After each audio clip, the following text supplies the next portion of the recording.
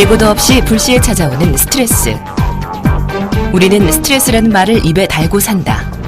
우리나라 사람들이 가장 많이 쓰는 외래어가 바로 스트레스라고 할 만큼 말이다. 더 문제가 되는 것은 스트레스의 정도가 매년 증가한다는 점이다.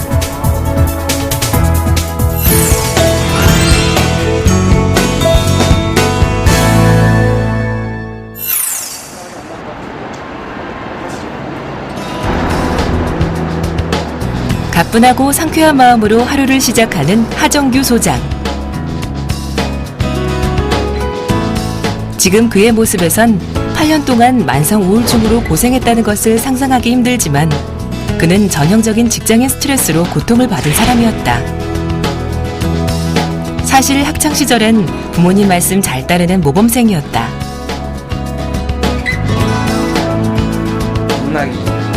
게다가 선망의 직업인 외교관도 됐지만 그는 행복하지 않았다. 출근하면 업무에 무기력해지고 상사의 권위에 짓눌려 답답하고 소위 말하는 직장인 우울증, 회사 우울증에 시달려야 했다.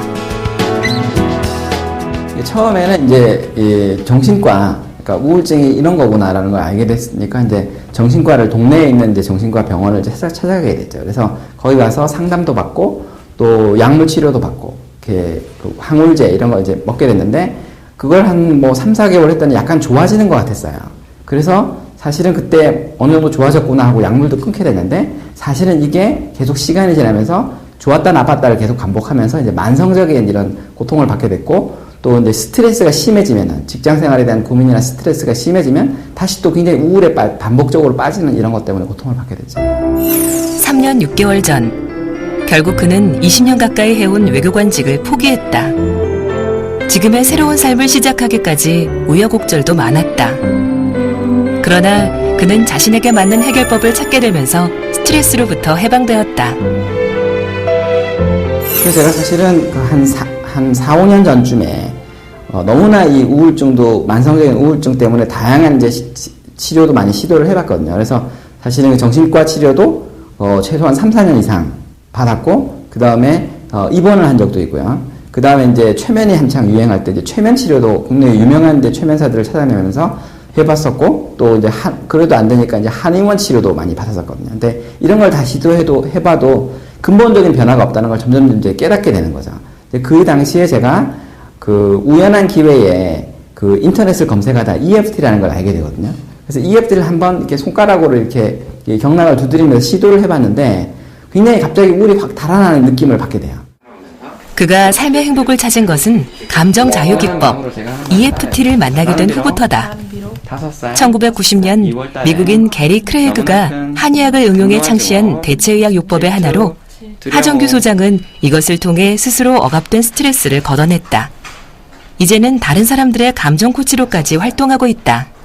이런 식으로 저희 홈페이지를 보시고 많은 분들이 본인이 갖고 있는 다양한 고민이나 스트레스에 대해서 질문을 올리는데 저희가 내용을 보고 어떻게 우리 무의식에 남아있는 이 부정적 감정들이 이런 것들을 만들어내고 또 어떤 식으로 치료를 할 수 있는지에 대해서 상세한 답글을 올리고 있습니다. 아직까지 우리나라에서는 대중적인 인지도가 낮지만 EFT는 미국을 포함해 해외에서는 대체 치료 기법으로 활발히 이용되고 있다. 한마디로 인체의 14경락에 해당하는 점이 있거든요. 주로 얼굴에 있고 그 다음에 쇄골, 옆구리, 각 손가락까지 이런 식으로 있는데 요 점을 가볍게 손가락으로 이렇게 두드리면서 과거에 느꼈던 분노, 수치심, 죄책감, 슬픔 이런 감정을 말을 하고 또 눈알을 굴리고 호흡을 하는 이런 기법이에요.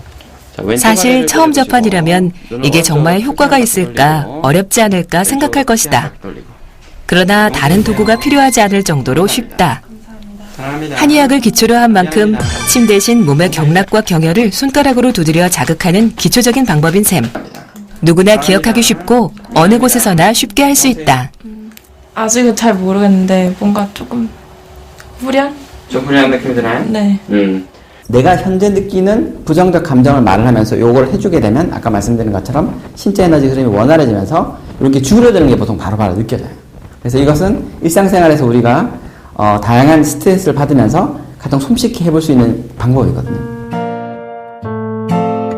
이처럼 하정규 소장은 스트레스에 대처하는 강력한 보호막을 스스로 찾아냈다. 사회적인 잣대와 기준을 버리지 못했다면 아마 오늘의 그는 없었을지 모른다.